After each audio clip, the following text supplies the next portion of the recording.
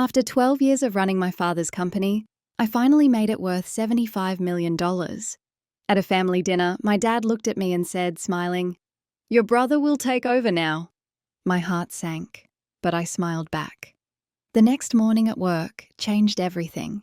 I still remember the way my father smiled that night, his hand resting proudly on my brother's shoulder, as if he had already made up his mind long before speaking the words that would change everything. "Your brother will take over now." I felt my stomach drop, but years of practice kept my face composed. I smiled back as if his words didn't pierce straight through me, as if they weren't unravelling 12 years of my life's work in an instant. The dining room was filled with the clinking of glasses, the quiet hum of conversations between extended family and close business associates. This wasn't just a family dinner, it was a celebration, a moment meant to honour everything we had built, everything I had built. My father had started Harper & Company when I was just a child, a modest logistics business that barely stayed afloat in its early years. I grew up watching him struggle to keep it alive, working late nights, sacrificing family vacations, always chasing one more contract to make ends meet. When I was 24, fresh out of business school, he finally let me step in, though I had to fight for that opportunity. I had done more than just step in.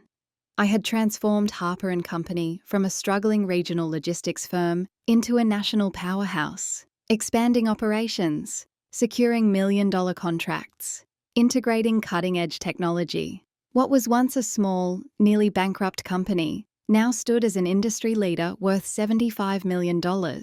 And yet, in this moment, none of it mattered. My father had already decided my brother Ethan would be taking over, not me.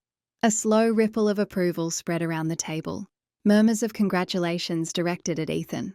I watched as he lowered his gaze, feigning modesty, though I knew better.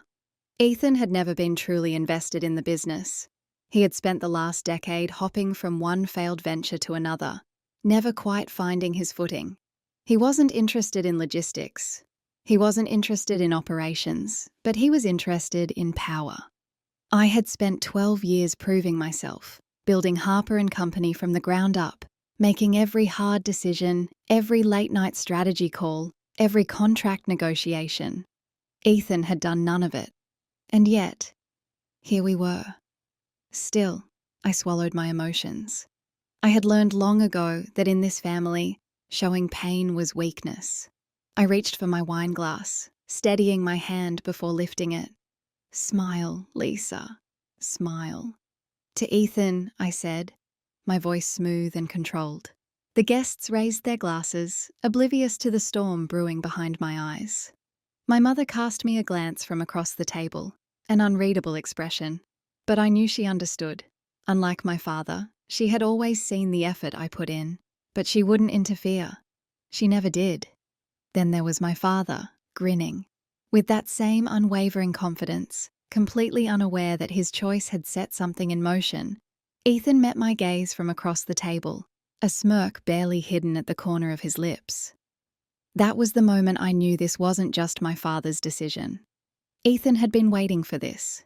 He had positioned himself carefully, playing the role of the dutiful son who had finally found his calling. My father, ever the traditionalist, saw no flaw in his logic. A son should inherit the empire, while a daughter's efforts were always considered temporary, a footnote in history, no matter how hard she fought to prove otherwise. But what they didn't realize, what neither of them had accounted for, was that I had spent 12 years not just building a company, but fortifying my position within it. Tomorrow morning, they would learn exactly what that meant. That night, I barely slept. My mind replayed every sacrifice I had made for Harper & Company. The late nights, the missed birthdays, the relationships that crumbled under the weight of my ambition. I had given everything for this company, and now they expected me to simply step aside. They had underestimated me. By 3:00 a.m., I was in my home office, my fingers moving quickly across my keyboard. Every contract, every share, every executive agreement. I knew the inner workings of this company better than anyone. Ethan thought he was walking into an easy transition, that by next week his name would be on the office door. his position secured. What he didn't know was that while my father had been busy with public appearances and my brother had been busy pretending to learn the business, I had been securing something far more valuable: control. At exactly 8:45 a.m., I stepped into Harper & Company headquarters, just like I had for the past 12 years. The same walls, the same polished floors, the same hum of efficiency as employees settled into their routines. But today was different. Today, I wasn't walking into my office. I was walking into a battlefield. The reception area was unusually quiet, the kind of quiet that precedes a storm. They knew the whispers had already started. The news of my father's announcement at dinner had spread like wildfire. Employees glanced at me with hesitant expressions, avoiding direct eye contact, unsure of where their loyalty should lie. I didn't acknowledge them. I walked with confidence, my heels clicking against the marble floors, my posture unwavering. Never let them see you shaken. I entered my office, shutting the door behind me. I had precisely 15 minutes before my father and Ethan arrived, thinking they would step into their new positions as CEO and heir apparent. 15 minutes before everything they had planned crumbled in front of them.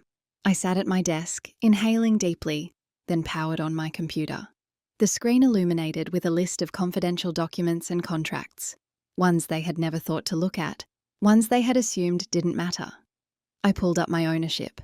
Records my hands hovered over the keyboard for a second before I clicked on the file labelled Executive Shareholders Agreement, and then I waited. At precisely 9:00 a.m., there was a sharp knock at my door. I didn't bother responding.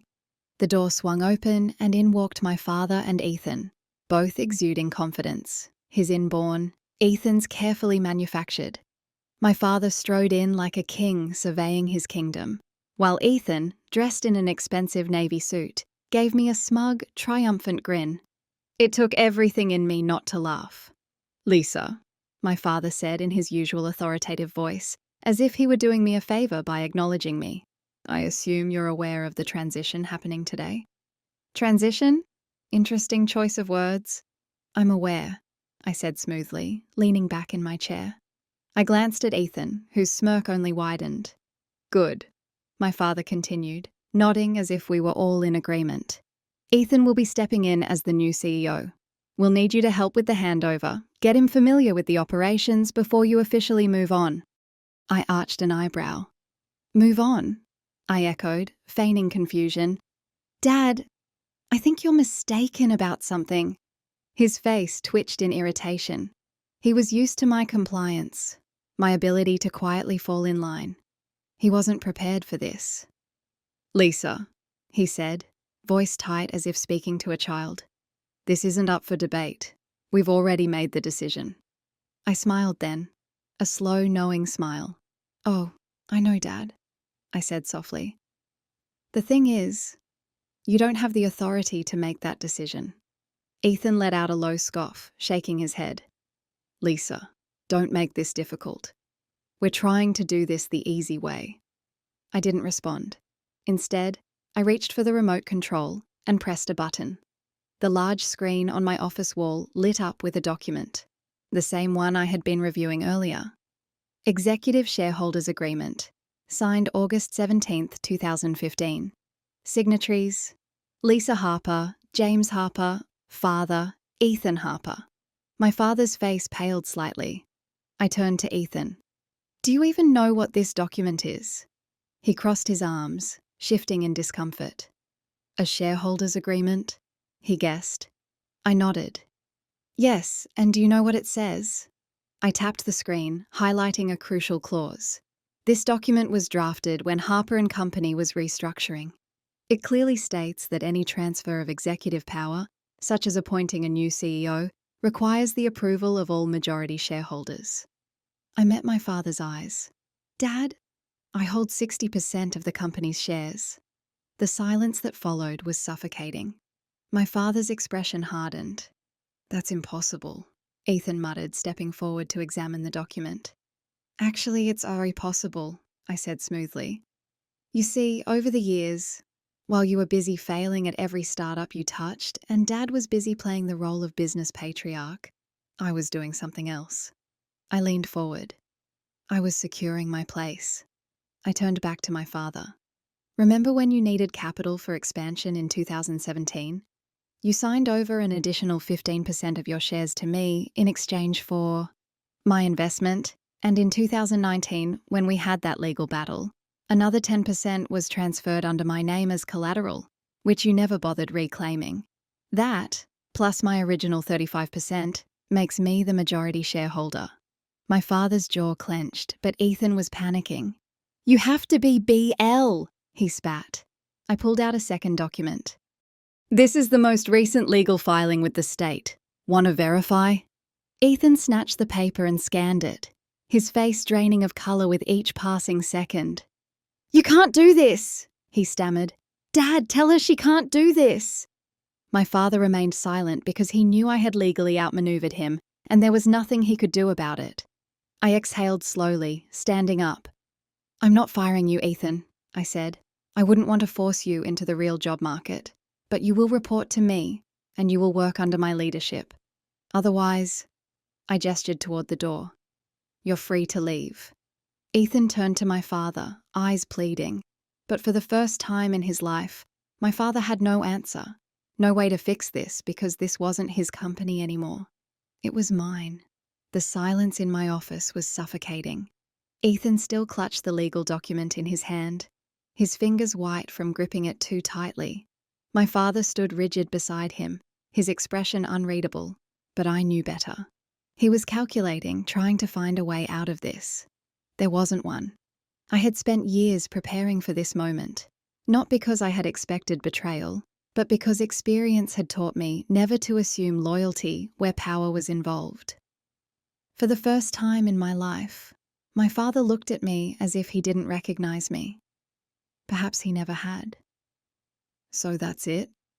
Ethan finally spoke, his voice laced with bitterness. "You're just taking everything." I let out a soft, humorless laugh. "Taking everything?"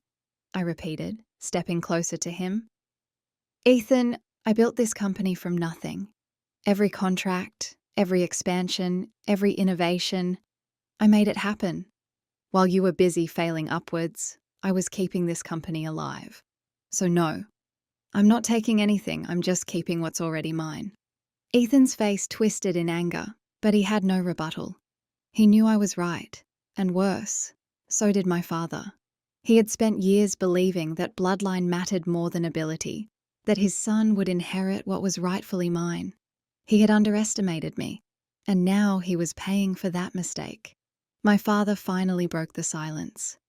"You're making a mistake, Lisa." His voice was calm, measured, but I could hear the strain underneath.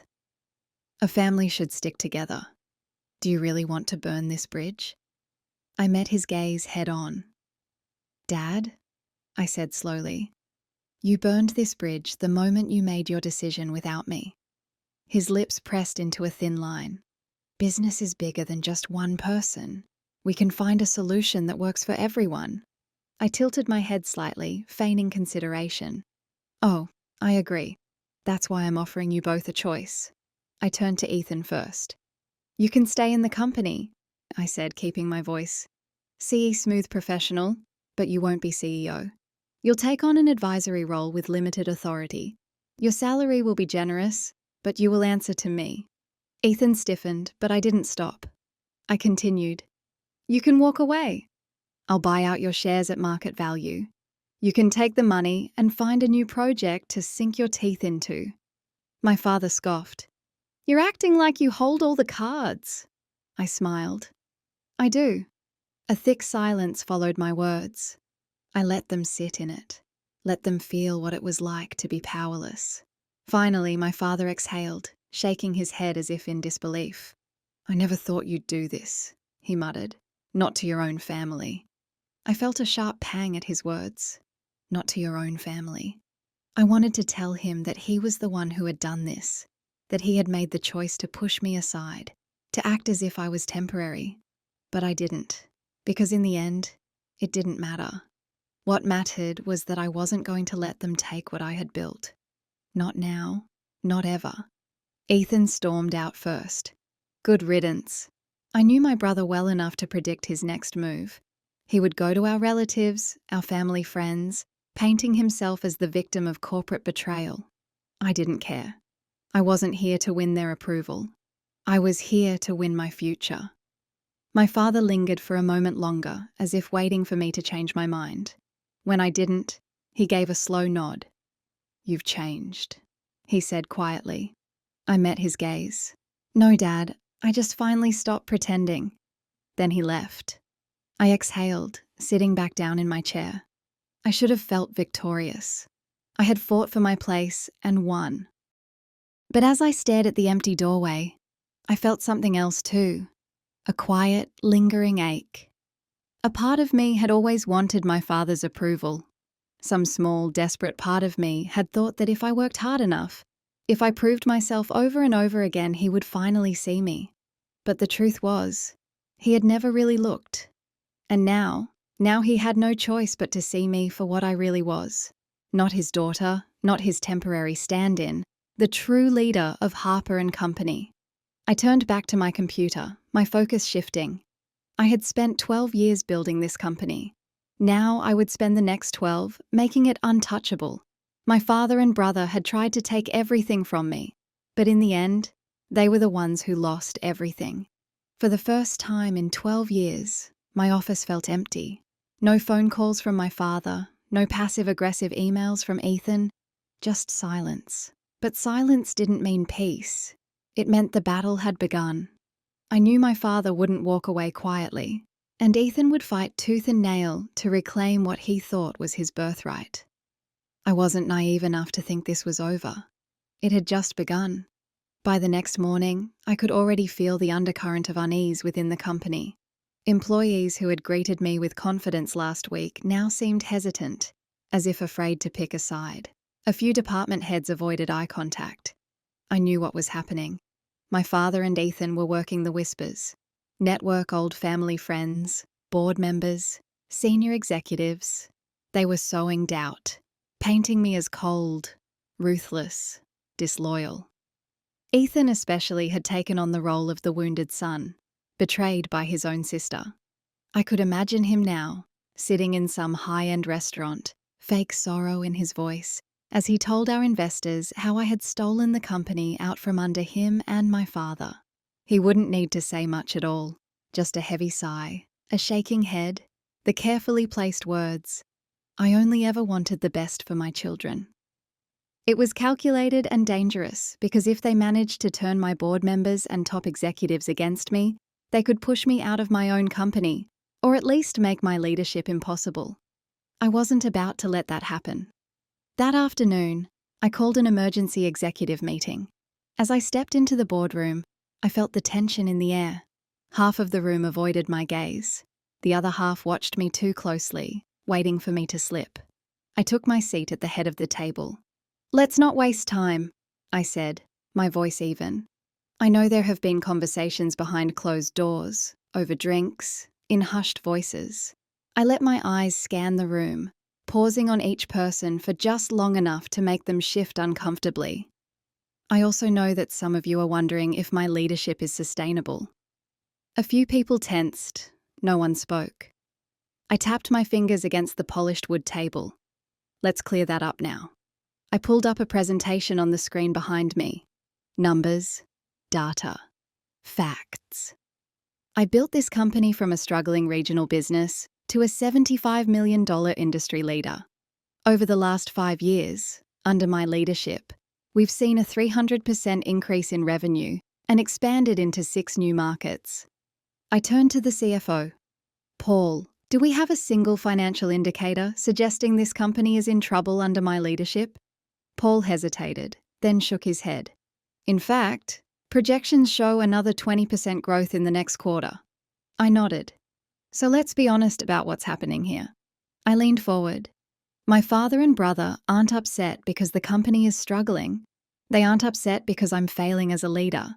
They're upset because they expected me to step aside and let Ethan take over, regardless of qualifications, regardless of results. The room was tense. Then I dropped the real bomb. "I also know that some of you have been contacted in the last 24 hours. offered incentives to push for my resignation. I tilted my head slightly. If anyone here would like to disclose those conversations now, this is your chance. A few people shifted uncomfortably. Then, after a long pause, one of the senior executives cleared his throat. I received a call, he admitted, from your father. He said he was considering making an official appeal to the board. I nodded, unsurprised. And did he offer anything in return for your support? A pause, then a slow nod. There it is. I exhaled, standing up. My father built this company, I said. I won't discredit that, but I took it further than he ever could. I would have, and I will not allow him to manipulate it from the outside. I let my voice drop slightly, controlled, dangerous. If he wants a fight, he'll get one. I gathered my papers, looking at each executive in the eye. If anyone here believes my father and brother deserve control, now is the time to make your move. Silence. No one moved. Good. I turned and walked out, my head held high. This wasn't just about keeping my company. This was about making sure they never thought they could take it from me again. That night, I made my own call. Not to a board member, not to an investor, but to the media. By morning, the business section of every major news outlet had the same headline. Powers shift at Harper & Co. Lisa Harper outmaneuvers family in boardroom battle. I had made my move. Now it was their turn, and I was waiting. The morning after my story hit the press, my inbox exploded. Emails, missed calls, messages from journalists, investors, and board members. Some were supportive, some were cautious, but most of them had one question in common. Is it true? I let them wait. I knew the game my father was playing. He had spent decades perfecting the art of public perception. He knew that reputation held weight in business. If he couldn't defeat me in the boardroom, he would undermine me in the public eye, and that was exactly what he was trying to do. By noon, the first counterattack arrived. A press release, neatly crafted, carefully worded, but filled with lies. Harper & Company has always been a family-run business. We are saddened by recent developments, but remain committed to upholding the values that built this company.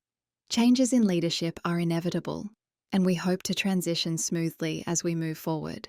It was subtle, but I knew what it was really saying. Lisa is reckless. Lisa is unstable. Lisa is not a team player. I wasn't surprised. I was, however, pissed. I sat in my office watching the news as industry analysts debated my leadership. Was Lisa Harper too aggressive in her takeover?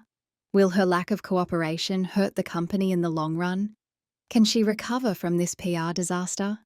They talked as if I wasn't watching, as if I wasn't already planning my next move. Because if my father and Ethan wanted a public war, I was going to give them one. I didn't release a statement. I didn't call a press conference. Instead, I made one phone call to an old friend in investigative journalism. I have something for you, I said, but you'll need to move fast. An hour later, I sent over documents, emails, financial reports, internal records, evidence that Harper & Company, under my father's leadership, had engaged in questionable business practices over the years, ones I had spent the last decade quietly cleaning up. The story broke within 24 hours. Behind the scenes at Harper & Company, a legacy of hidden debts and financial cover-ups. The article was brutal. It praised my leadership for fixing the company's financial health. It criticized my father's mismanagement from the past, and most importantly, I proved that I was the only reason Harper & Company had survived. And just like that, the narrative changed. The board stopped doubting me. The investors stopped hesitating, and my father, he had nowhere to hide. 2 days later, my father finally called me. I let the phone ring 3 times before answering. "Lisa," he said, his voice tight. "We need to talk." I leaned back in my chair. There was silence, then finally a sigh. "You didn't have to do that." I let out a small laugh. "Neither did you. This company was supposed to be a legacy," he said. "For the family. For both of you." I felt a familiar pang. A tiny, foolish part of me had once wanted that too, but not anymore. "Dad," I said quietly, "if you wanted me to protect the legacy, you should have trusted me with it. Instead, you tried to take it from me." Another long silence. Then he asked, almost reluctantly, "What happens now?" I exhaled slowly. Now. I made sure they could never touch my company again. The war was over. My father had lost, Ethan had disappeared, and I had won. But as I sat in my office, staring out over the city skyline, I felt no satisfaction, no triumph, just emptiness. I had spent 12 years fighting for Harper & Company, building it, protecting it, making it stronger than ever before.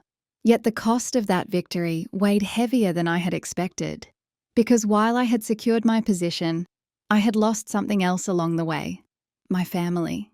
The next day, I walked into the office as if nothing had changed. But everyone knew the truth. The whispers had stopped, the doubt had faded. I was no longer just Lisa Harper, the CEO. I was Lisa Harper, the woman who had outmaneuvered her father and brother and come out on top. Some respected me for it, some feared me for it, and some still waited for me to fall. I let them wait. At noon, my father and I met in the conference room for what would be our final discussion. He looked tired, older, as if the weight of what had happened had finally settled on his shoulders. I waited for him to speak first.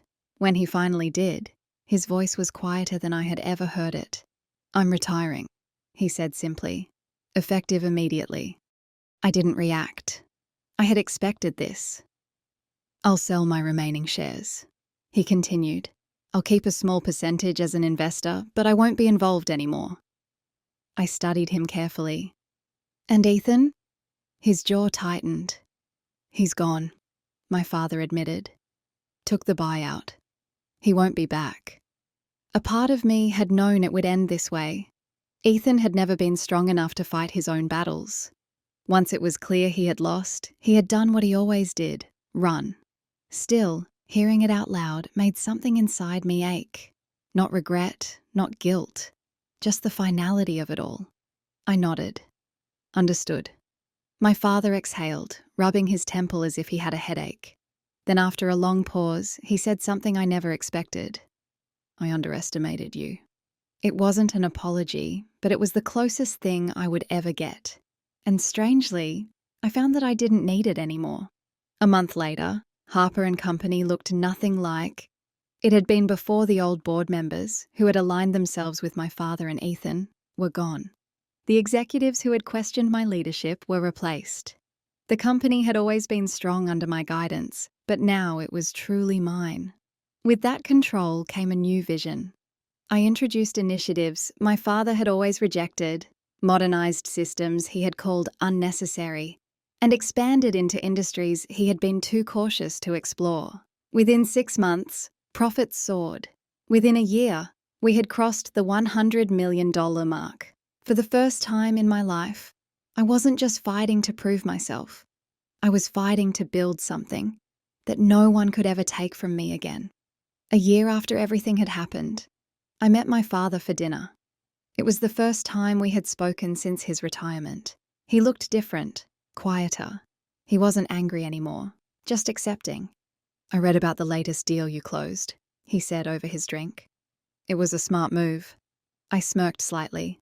I noticed a ghost of a smile touched his lips. There was no tension between us anymore. No war left to fight. Only the simple, undeniable truth. He had tried to push me aside, and I had proved him wrong.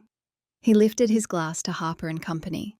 This time, when I clinked my glass against his, I didn't feel anger or resentment. Only peace, because I had already won, and I no longer needed his approval to know it.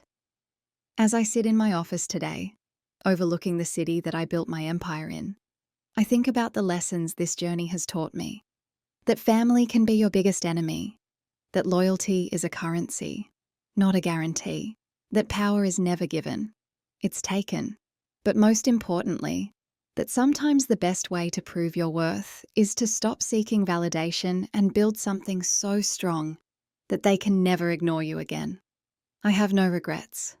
Harper & Company is mine now, and I intend to make sure no one ever forgets it.